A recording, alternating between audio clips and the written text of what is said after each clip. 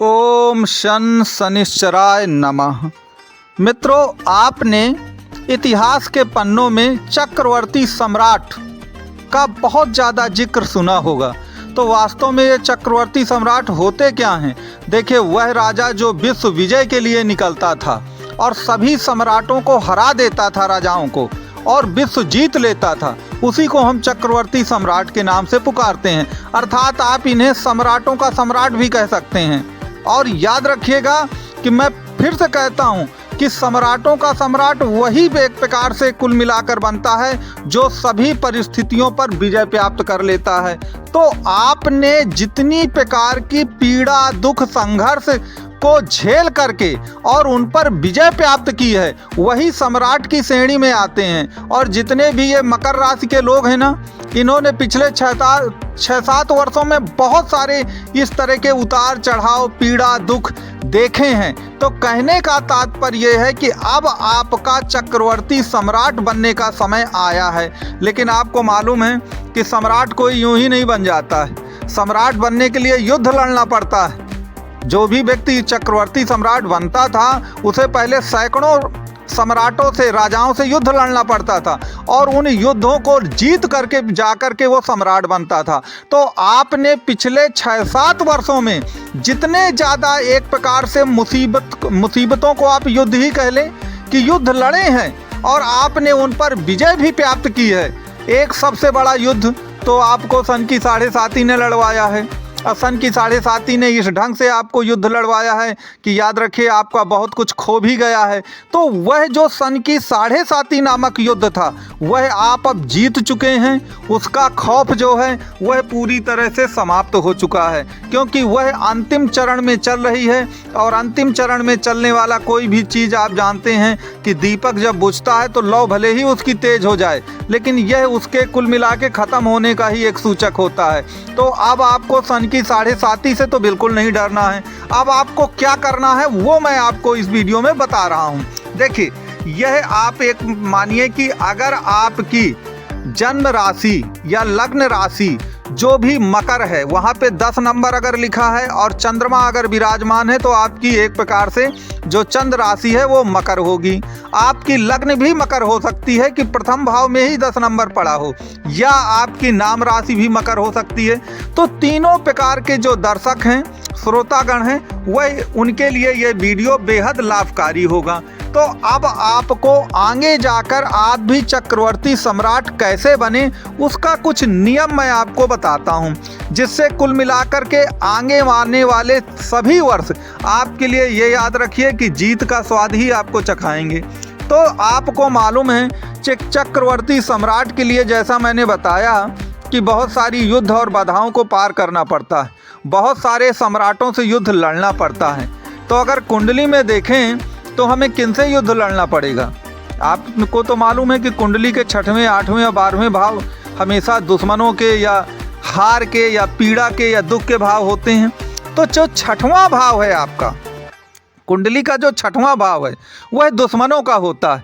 याद रखिए, यही वो दुश्मन हैं जो आपको कुल मिलाकर विजय पथ पर आगे बढ़ने से रोकेंगे। और 6वें भाव पर कौन सी राशि आती है? वहाँ पर आती है बुध की राशि, मिथुन राशि आती है। तो अब देखा जाए तो बुध तो कुल मिलाकर शनि का मित्र है। तो जब वो शनि का मित्र है तो बुध बहुत ज़्यादा दुश्मन का भाव नहीं दिखाएगा। और मकर राशि के लोगों के लिए बुध योगकारी ग्रह भी होता है। तो बुध तो आपको विजय पथ पर आगे बढ़ाएगा, ना कि आपको पीछे की ओर ढकेलेगा।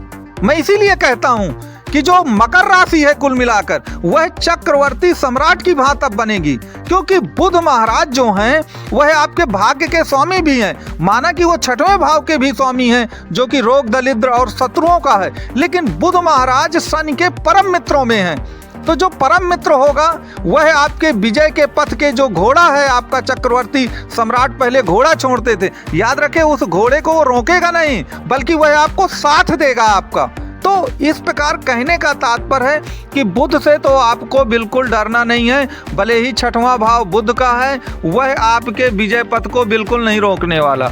आप आगे ही बढ़ते चले जाएंगे।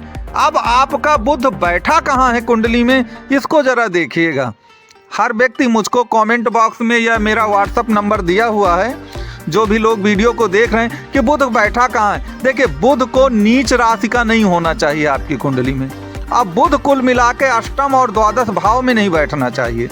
अगर ऐसा नहीं है कुंडली में तो याद रखिएगा कुल मिलाकर के कि वह कुल मिलाकर के आपको हानि नहीं पहुंचाएगा। नवांश कुंडली में वो शत्रु नवांश में न गया हो, बुध महाराज शत्रु नवांश में न गए हों, तो याद रखिए बाकी स्थितियां आपके लिए सामान्य ही कही जाएंगी। अब कुंडली का जो अष्टम भाव है वो है उसका स्वामी सूर्य है, चूंकि वहां पर आपकी सिंह राशि पड़ेगी। और याद रखिए अष्टम भाव पराजय का और पेन का होता है, तो फिर वही चक्रवर्ती सम्राट बनने में कहीं पराजय मिली तो सूर्य जो हैं वो शनि के दुश्मन भी हैं, और बस यही आपका विजय पथ रोक सकते हैं। अब यहाँ पर आपको सावधानी रखना है, आपको देखना है कि सूर्य कहाँ बैठा है। अगर सूर्य द्वितीय भाव पर बैठा है, मैं एक उदाहरण के लिए बता रहा हूँ आपको कि सूर्य अगर मान लीजिए आपका सूर्य द्वितीय भाव पर बैठा है, तो दूसरा भाव का है कुटुंबियों का है, तो कुटुंबी जो आपके होंगे, दूर दूर के रिश्तेदार और पास पास के जितने रिश्तेदार होंगे, वही आपको पीछे ढकेलने का काम करेंगे, आपको विजय पथ पर चलने से रोकेंगे। तो आपको अपने कुटुंबियों से सचेत रहना है, आपको अपने कुटुंबियों से सचेत रहना है, कोई आपका कुछ भी बिगाड़ नहीं पाएगा, ये चीज आपको याद रखना है। अब हम दूसरा उदाहरण लें, मान लीजिए सूर्य आपका तृतीय स्थान पे बैठा है, तो देखिए तृतीय स्थान छोटे भाई बहनों का है, तो कई बार ऐसा होता है आज की इस दुनिया में कि उनसे भी मनमुटाव हो जाता है और एक प्रकार से दुश्मनी हो जाती है। तो आपको यहाँ पर थोड़ा सा धैर्य पूर्वक शांति पूर्वक सचेत रहना है कि कहीं आपके छोटे भाई बहन जो हैं वह तो ऐसा नहीं है कि वो कुछ गड़बड़ कर रहे हों, आपके विरुद्ध कर रहे हों।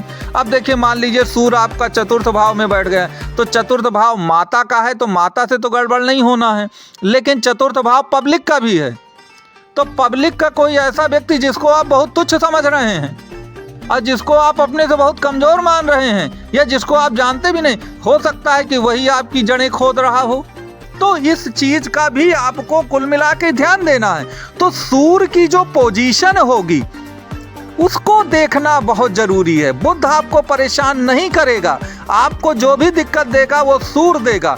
अब सूर्य को किस तरह से कुल मिला के परास्त किया जाए ताकि वह आपके विजय पथ को न रोक सके, इसकी जो चर्चा अगर हम करते हैं तो फिर डिस्कशन काफी लंबा खिंच जाता है, तो इसकी चर्चा यहाँ पे नहीं करेंगे। आप अगर इसके बारे में जानना चाहते हैं, आपकी मकर राशि या मकर लग्न या नाम राशि मकर है, तो आप दिए गए नंबर पे कांटेक्ट कर सकते हैं और आप अपनी कुंडली का पूरा विश्लेषण करा सकते हैं। तो आपको सूर्य की स्थिति को जरूर देखना है। अगर आपको वीडियो अच्छा लगा हो तो आप कमेंट बॉक्स में जरूर बताएं।